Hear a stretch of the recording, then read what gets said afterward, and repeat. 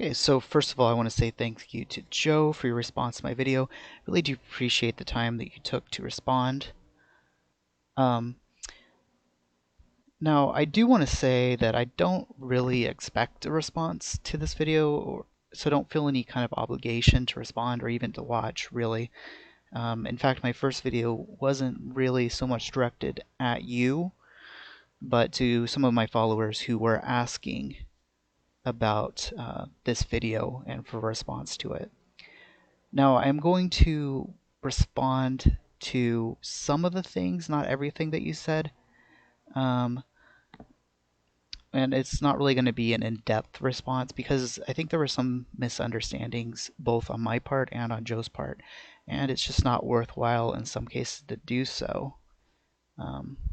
One such misunderstanding is with respect to the metaphysical assumption that potentials exist, or rather are somewhere between existence and non-existence. He suggests that this is a contestable metaphysical assumption. There are two ways I can imagine one contesting this assumption, and I want to make it clear that I'm not claiming that Joe is contesting this assumption, but merely claiming that it is contestable. One way of doing this is to say that there is no such thing as a potential. In other words, it is false to say that a man, for example, has the potential to reach the stars. The other way is to suggest that it is possible to contest that potency is a thing out there, like a dog is a thing out there, or that it is somewhere between existence and non-existence. Now, this may not seem like something somebody would say, but I mean, I've heard people say this about existence. People say that existence isn't a thing out there that exists, you know. They believe that there is such a thing as existence, but they say that it doesn't exist. Now, whether that's coherent or not, I wasn't really interested in, because I didn't think that it mattered, because I took Joe to mean the latter, that it's possible to contest that potency is a thing out there, like a dog is a thing out there. The reason I did this is because he specifically quoted Edward Feser saying potency is between existence and non-existence or something like that. And also that the former idea just seemed absurd on its face to me. I mean, it seems now maybe like he meant the former, but unless there's some third way of understanding that I'm not aware of. Of course, if he meant that potentials existing or being between existence and non-existence is contestable in the former sense, i.e. that nothing has the potential to do anything, then it follows potentials do not need to be actualized since there are no potentials. And I apologize for the misunderstanding if that's what he meant. Now this brings up another important point, I think, which is that he accuses me of misunderstanding other things with respect to the idea of contestability. Joe's criticism of my response to his discussion on eternalism seemed to me to be that I mistook him for arguing for eternalism merely than presenting it to show that the Thomist holds to a contestable position. I probably could have been more clear about this, but I did not in fact interpret him as saying this, as saying that eternalism is true, therefore Thomism is false. What I think Joe was trying to do was to show that Thomism hasn't been established with metaphysical certainty. In other words, I think what he was doing was trying to show that one could disagree with Thomism and be rational, because Thomism has not been presented without assuming things which no one can be metaphysically certain about. There are no in other words, he thinks, what I think he was trying to show is that there's no metaphysical certainty with regards to Thomistic principles, like the idea that eternalism is false. And so he says things like the Thomistic analysis of potency is contestable. This is why I went on to talk about the fact that Thomists have argued against eternalism, and that it was strange that he didn't address this in any way, because To prove that Thomist assumptions haven't been proven with metaphysical certainty, it would take more than merely showing that many philosophers disagree, which is the only thing that he pointed out. There are various reasons philosophers may disagree beyond Thomists failing to establish their positions with certainty. They may, as Edward Feser suggests, merely misunderstand what Thomist is saying in very fundamental ways, or they may not have read the proofs that have been presented. I mean, how many philosophers these days have read Aristotle's and understood Aristotle? I'm willing to bet it very few. To prove that Thomism hasn't been established with metaphysical certainty, you have to actually get into the arguments and show why they are contestable. Just pointing out that philosophers disagree is not enough. Now, there are two other possible interpretations of what Joe was trying to do. One could be that to suggest a possible way an atheist may attack the first way, or why one may disagree. And another could merely be that one doesn't have to be irrational to attack the first way. The former could be part of what he's trying to do, but I don't think that's all, because he says he thinks there can be reasonable disagreement. In other words, I don't think Joe merely wants to show that one can disagree with Thomism. If he thinks things like, for example, the principle of contradiction is false. Because if saying the principle of contradiction is false is irrational, it's an unreasonable position to hold. I think Joe wants to say that eternalism isn't a position which someone could hold to merely if one wants to reject the first way in a completely irrational way, but at least that one could be rational while holding that position. So perhaps Joe merely meant that it's not irrational to hold to eternalism. This really reminds me of the whole Feser Opie debate, where Feser basically said something like, and I'm operating on a memory of a debate which I watched a while ago, so forgive me if I misrepresent it. But he said something like, it isn't really an open question whether God exists anymore. And then Opie got Feser to admit that one doesn't have to be irrational to be agnostic. And I saw agnostics and atheists everywhere saying that this was some kind of major omission. I mean, it isn't. Anyone could believe anything in theory and not be irrational. It just depends on what their background knowledge is. If I met a man from a remote tribe and he believed that the earth is flat, for example, I wouldn't want to say that he is irrational. He is just ignorant. If Joe wants to say that one can be agnostic in the same way a man can be a flat earther, then and be rational, then yeah, I would agree. But that's not really saying much, and I certainly wouldn't want to say that the falsity of flat eartherism is contestable. I mean, yeah, it's contestable in the sense that someone ignorant of the science regarding the Earth could contest it, but I don't think that that's what we normally mean. I think we normally mean that when we say X is contestable, that X has not been proven with certainty either way, which I think is why it's why I responded in the way I did. And I think Edward Feser believes that one could disagree with the existence of God being proven only if one is ignorant of an aspect of Thomism. So if he wants to prove the contrary of that, now I think he needs to do more than merely point out that philosophers exist that disagree with Thomism. He needs to get into the specifics of those positions. Now, in response to my claim that Joe was operating on a misunderstanding of the first way, and also in response to some of my arguments for God's omnipotence, etc., Joe pointed out that I was responding to the commentators on St. Thomas and that I was missing the dialectical context. I mean, that's fine. You can respond to commentators on St. Thomas's text, but the title of the video was Aquinas First Aquinas' First Way, an analysis, not merely an analysis of some bad interpretations of Aquinas' First Way or Edward Feser's First Way.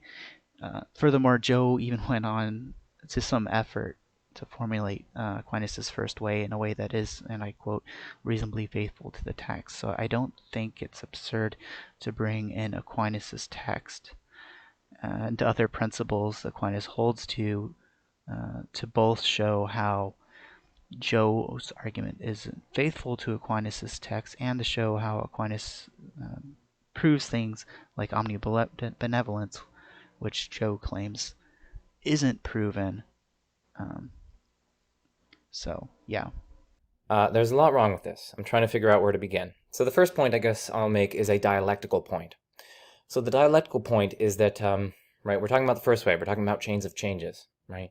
If in order to salvage the first way from a particular objection, or two objections, as I'm considering Josh Rasmussen's kind of two objections here, and flushing them out, if, in trying to defend and salvage the first way against those kind of objections, we need to appeal to this kind of metaphysics of essence and existence and dependence on parts and something's existence being a proper part of it, and so on, if we need to do that, then the first way is no longer a kind of independent, standalone argument or demonstration for God's existence. It's going to be dependent or parasitic on other kinds of arguments. Okay, I'm open to the idea that the first way depends on other arguments. Aristotle, as I will discuss later, uses the dependency of parts on the whole, for example, to prove that something can't move itself, which is a key part of the argument from composition. That said, I'm not interested in this question right now. Maybe there are other ways of phrasing what I said, but what I'm interested in is showing that there are important aspects of Thomism Joe has not addressed, if true, would vindicate the first way with respect to the criticisms he's making. I'm showing that his analysis is not complete enough to show that St. Thomas's position is not demonstrated with certainty. Granted, addressing the first way in this way is not easy, but what I take my viewers want to know isn't primarily whether a small fraction of arguments by some interpretations of St. Thomas, what they put forward is true. They want to know whether God's existence can be demonstrated through the works of St. Thomas, and that's how I'm approaching this. Merely from the fact that perhaps the entity in question is a composite, right?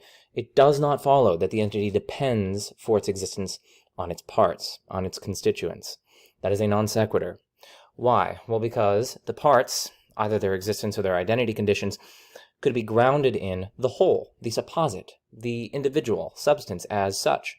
In fact, that's a very kind of Aristotelian-esque view, wherein parts kind of have their identities, their identity conditions, their existence derivative from the more fundamental reality of the whole as such.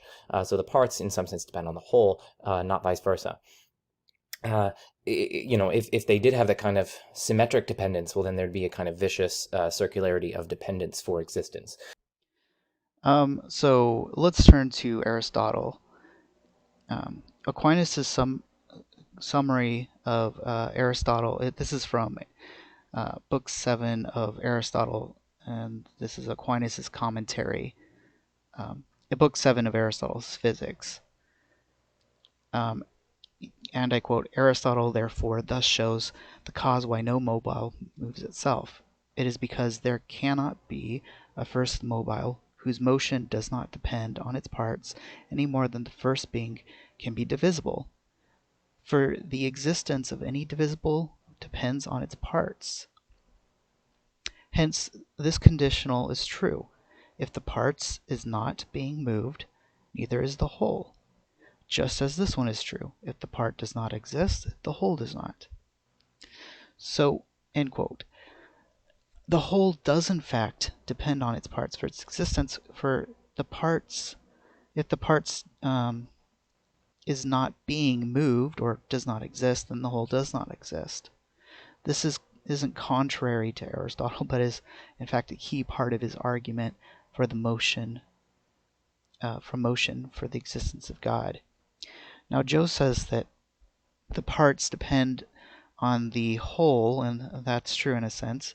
The parts depend on the whole in the sense that the parts are not unified without the whole. They do not exist as parts of the whole if the whole does not exist. Joe said it would be circular to say that both depend on each other, but this is false because they depend on each other in different senses. The parts depend on the whole for their unity in the whole, and the whole depends on the parts for its existence and matter. It isn't circular for two different things to depend on each other if they depend on each other for different things. Thing is, let's just suppose that I'm wrong there. Suppose that we could infer that it's dependent on its parts, from the fact that it's composite and it has parts. Even still, that doesn't challenge anything that I'm arguing here, right? These are chains of changes, right? These are chains of changes. We're talking about the first way. We're talking about chains of changes, okay? And so, right, in order to serve as the terminus of the given chain, it just needs to be unactualized in respect of the causal power or property or whatever of the chain in question. That's all it needs in order to be able to serve as the terminus of the chain in question. It needs not to be moved in respect of the causal power or causal property of the chain in question. Okay, so first of all, when Aristotle talks about this, he talks about how a thing cannot remain in motion um, if a part of it isn't also moving. And in that sense, the change of the whole does depend on its parts. But ignore that for a minute because I think that there's a more fundamental issue here. I think Joe is making a major mistake here because the principles that Aquinas gets from the first way, he brings them way beyond change. I think the ultimate purpose of the first way is to point out that things which change do not have their source of their own actuality within themselves. And this is why St. Thomas goes beyond merely talking about actuality and potentiality in the context of change to the context of parts and wholes later in the Summa to prove that God must be absolutely simple, as we quoted in the previous video. Remember that we are not restricting ourselves here merely to change because the first way does not in itself prove that God is simple or further that God is one. Now, the ultimate source of, like, say, he says inside of here that, oh, well, it could just be fire, and fire could be, like, unchanging, and that could be the ultimate source of heat. If the ultimate source of heat were fire, and fire were actualized by its parts, then what you would have here is a potency being actualized. Sure, maybe you could argue that it's some kind of unchanging fire for the sake of the argument, and that is unchangingly actualizing motion in others. I don't think that's really St. Thomas's core point here. His core point is that there must be something which is not actualized by another. And if fire is actualized by another, then it isn't the first being not actualized by another. So, what St. Thomas is trying to prove isn't that anything that doesn't change is God. What he's trying to prove is that things do not have everything they have in themselves, and they must derive what they have ultimately um, from a purely actual being. Now, maybe if you're thinking of an argument to the effect of, oh, well, we're just talking about chains of dependence. Maybe it has nothing to do with change if we're just talking about chains of dependence and we infer something that is absolutely independent in all respects whatsoever. And if we assume that if something has parts, then it's dependent on its parts, and so it's not independent, yeah, well, then we could get to something that is absolutely simple, right? But that's not the first way. First way is talking about chains of changes. Okay, again, I already pointed out in the previous video that the first way doesn't prove that God is simple. That's a later development based on different arguments. Sure, if you restrict yourself to the first way, you will not get to a simple, singular first cause of all actualization of potency, but that's precisely my point. But ignoring that problem, right? The first way has not shown that there is a being. which absolutely nothing is prior to it. That's precisely what Aquinas would need in order for this argument to succeed. He would need that there is some being which is such that absolutely nothing is prior to it. Um, but right, that is just simply not what the first way shows. The first way would only show that there is first member M of chain C, of a given per se chain of changes C, that is actually unmoved in respect of the causal power P of C at time t.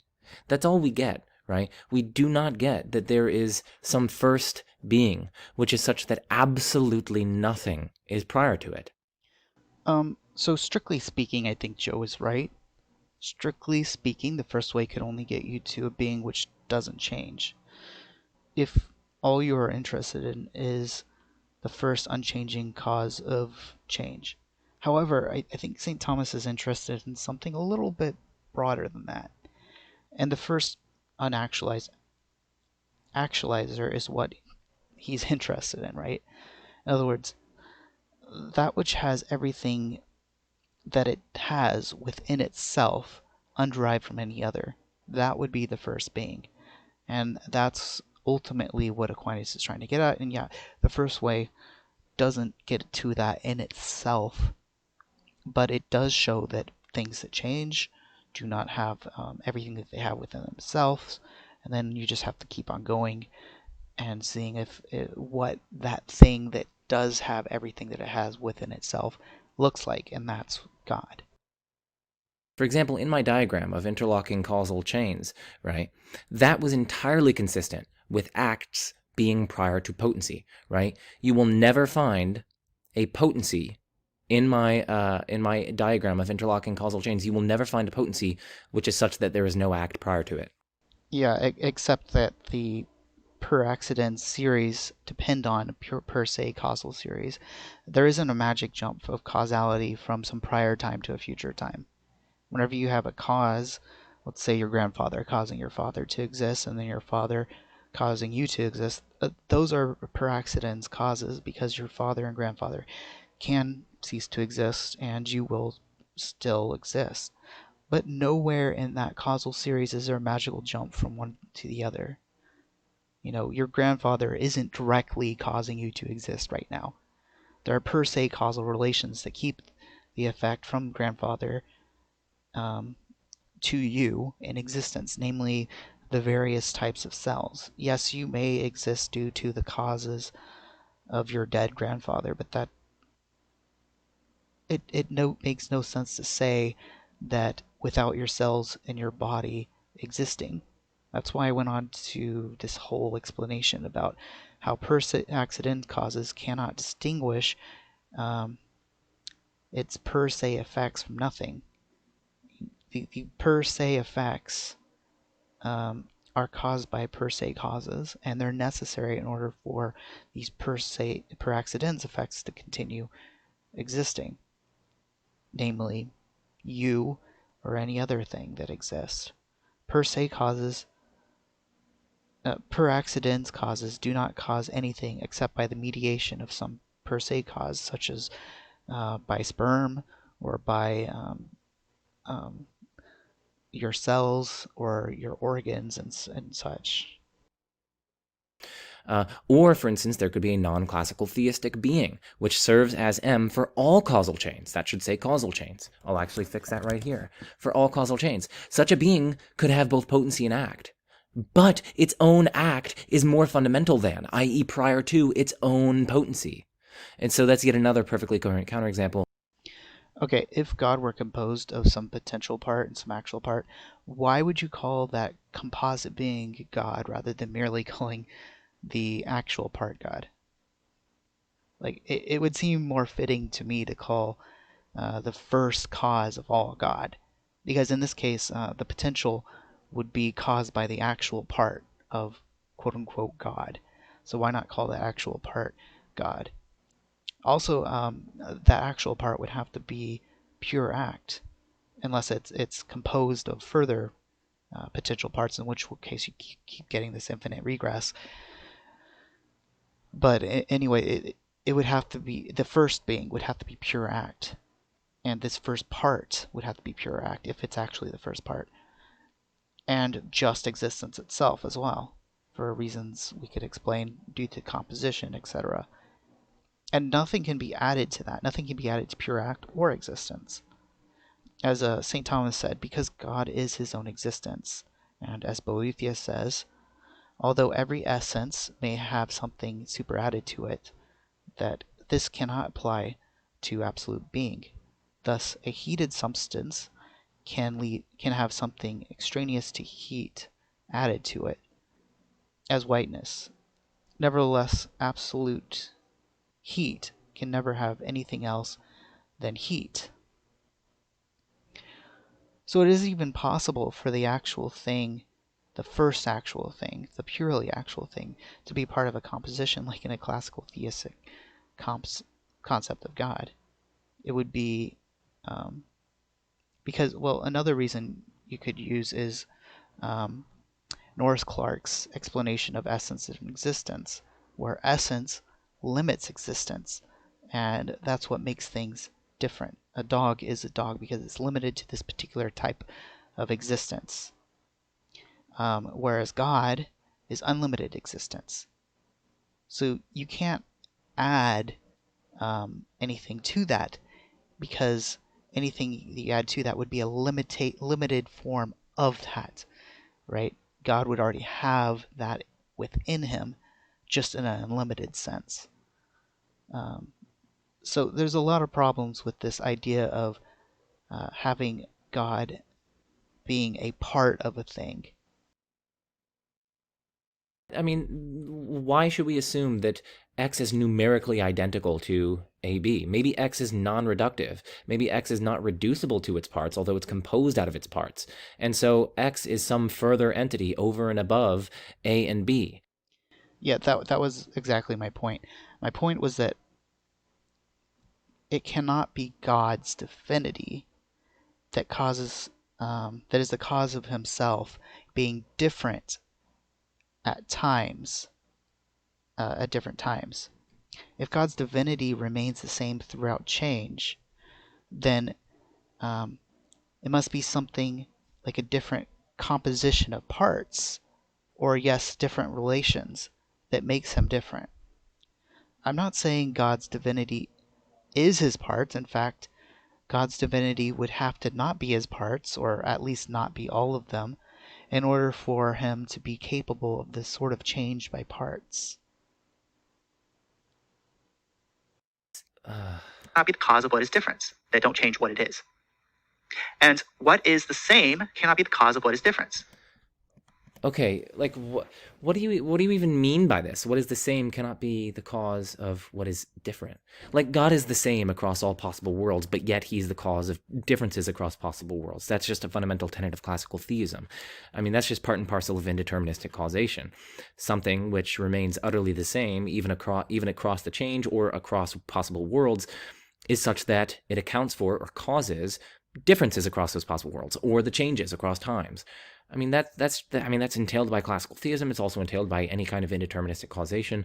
Um, Okay, I'm pulling from Norris Clarke's work on this, on the problem of the one and the many, and he says similarity and dissimilarity are opposed and irreducible attributes, but it would be impossible for both to have their sufficient inner ground rooted in one and the same identical principle within each of the beings possessing these opposing attributes. For then being would be both unlike every other, for the identical reason that is like them. But this doesn't make sense, is not intelligible. To put it another way, if something exists precisely because it is John Smith, then everything that exists would have to be John Smith, which is clearly not the case. Existence is found in the vast diversity of other instances. Or if John Smith is John Smith precisely because he exists, then again, everything that exists would have to be John Smith. Equals false. Hence, these two attributes must be rooted in two really distinct metaphysical co-principles within every real being, save perhaps one. So, end quote. When something changes, presumably there's something different about it. Otherwise, it isn't really a change at all. But if God changed, the difference between God at T1 and T2 cannot be God's divinity, since God's divinity remains the same throughout the change. And the similarity and dissimilarity are opposite and irreducible attributes. It must be a part that changes and thereby makes God at T1 different from God at T2. In that case, God would be dependent on his parts for his change. Indeterministic change still follows this principle. Yes, if God wills that, say, composite AB exists rather than AD, God's existence doesn't have to be different to will those two different things. But there must be something about AB that makes it different from AD.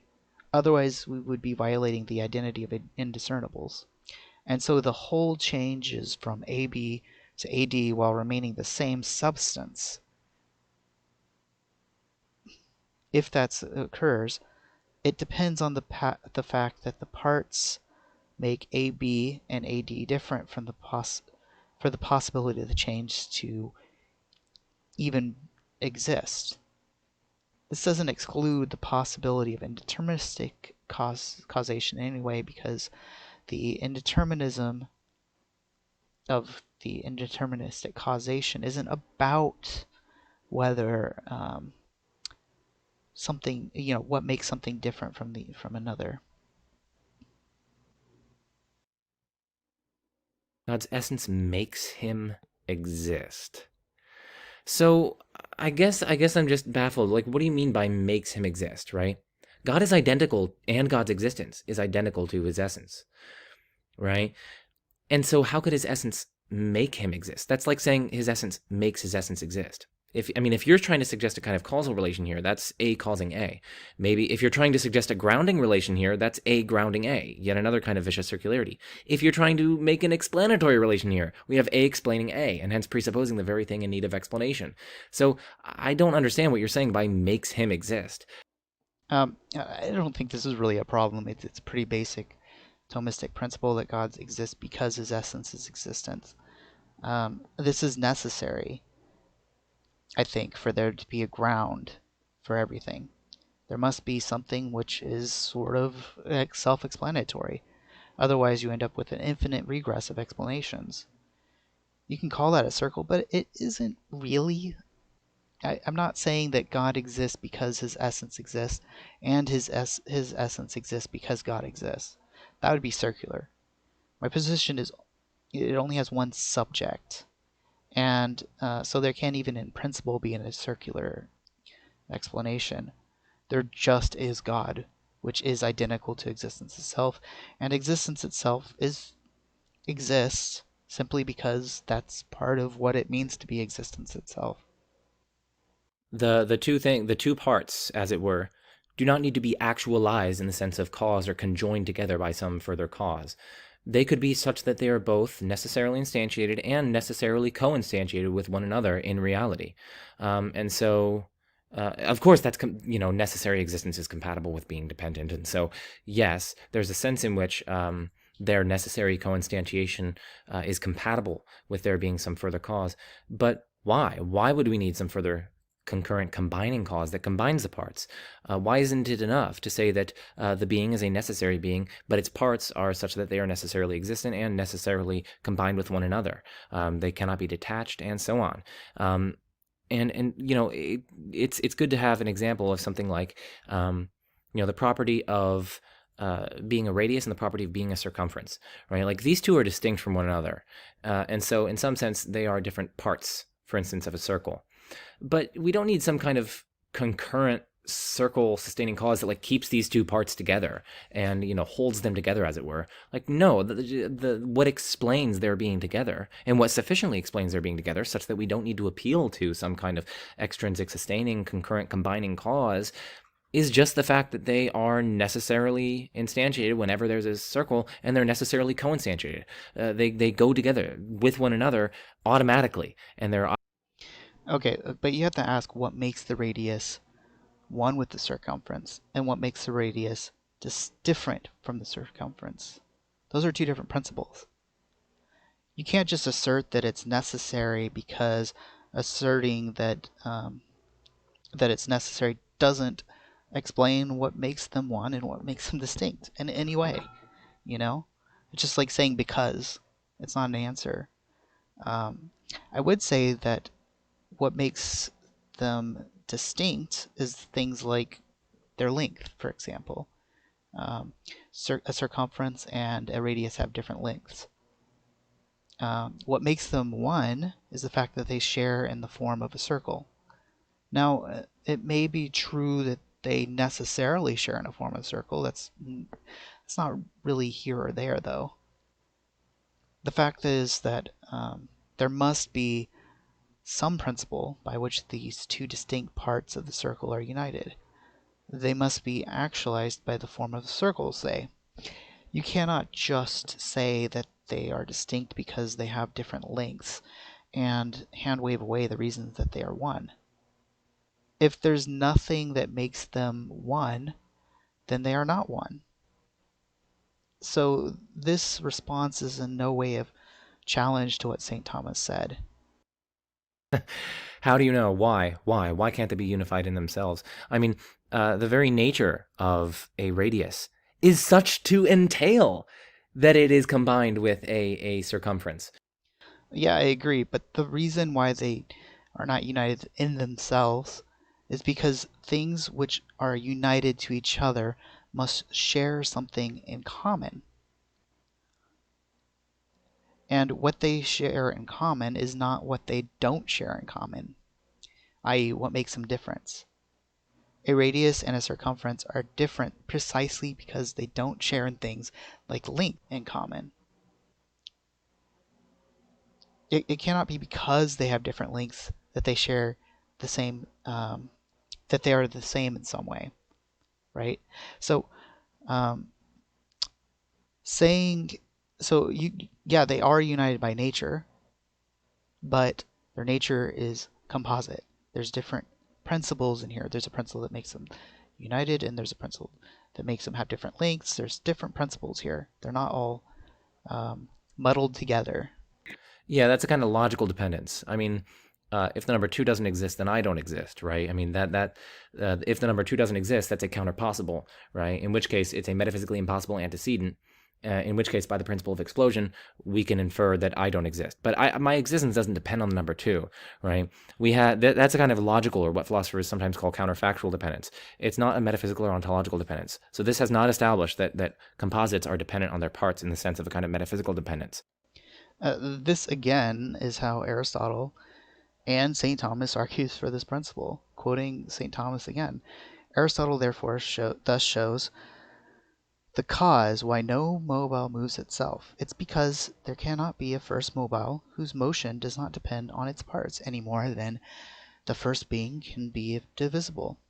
For the existence of any divisible depends on on the parts. Hence this conditional is true. If the part is not being moved, neither is the whole. Just as this one is true. If the part does not exist, the whole does not exist. Maybe St. Thomas is wrong about this, but these are the sort of arguments Joe is going to have to address if Joe wants to truly analyze Aquinas' first way. And separately, how St. Thomas gets to the simple first being. It's not enough to just assert that St. Thomas is wrong here because it's a logical dependency. Now, if Joe wants to address some mistaken views about what St. Thomas said, then what he has done is sufficient, but he certainly hasn't addressed St. Thomas's views themselves. certainly doesn't follow. Um, like, oh, hey, this representationalism is false, therefore you possess the being without becoming it. Okay, I want to explain this a bit more because I think I could have been clearer. There are two different ways you can think of knowledge. You could claim that knowledge is a part of us, or we could claim that knowledge is not a part of us. These are mutually incompatible claims. Now, I just argued that knowledge cannot be a part of us because then it would not be knowledge of the thing in the external world. It would be something like a copy or maybe something else, but it wouldn't be knowledge of the thing, which is not a part of us. This is what I think we were talking about when we said we become the thing of which we know. We're talking about a part of us becoming the thing known in a way, with knowledge being part of us being ruled out. We have knowledge being external to us, or intentionally known, as I put it. That's the only other option. Knowledge not being a part of this would imply that it's external to us, unless it's like the whole of us, but that's even more absurd. Like we don't become wholly a dog when we know a dog. So that's why I argued in that way. Now God has no parts, so his possession of the thing known cannot be as a part of him. Rather, it has to be his possession of the thing known has to be something external to him, or in this intentional way that we have in knowledge. There are also other reasons why Fraser thinks that this is a key component of knowledge, I think, and he talks about this in other places, but this is one of the reasons I personally find compelling, so that's why I went into it. Anyway, Joe responds to some other points I made, but as I recall, it was mostly dismissive, as in he said I didn't prove the assumptions in St. Thomas's arguments, and he said it's not within the dialectical context of the philosophers he chose to respond to on the first way. To basically respond to that again, I'm just explaining to my viewers that there were key arguments in St. Thomas's first way and other arguments um, that were presented that Joe did not address. The point of this video and the previous video wasn't to provide an in-depth proof for all of St. Thomas's works. In fact, as I said in many places, I am going to explain it in more detail elsewhere. Joe is the one who labeled his video Aquinas' First Way. Joe is the one who laid out a syllogism of Aquinas' First Way, which he claimed was reasonably faithful to St. Thomas's text. The burden is on Joe to address what St. Thomas actually says and to address St. Thomas's other arguments for omnibenevolence and other things that he claims cannot be proven with at least with metaphysical certainty. And that includes understanding the fundamental metaphysical principles that Aristotle lays out and either responding to them or explaining why they don't apply to St. Thomas's argument or something like that. You have to address those two. And that's not easy, I get that, but that's what it's going to take. So again, thanks for the response and thanks for watching.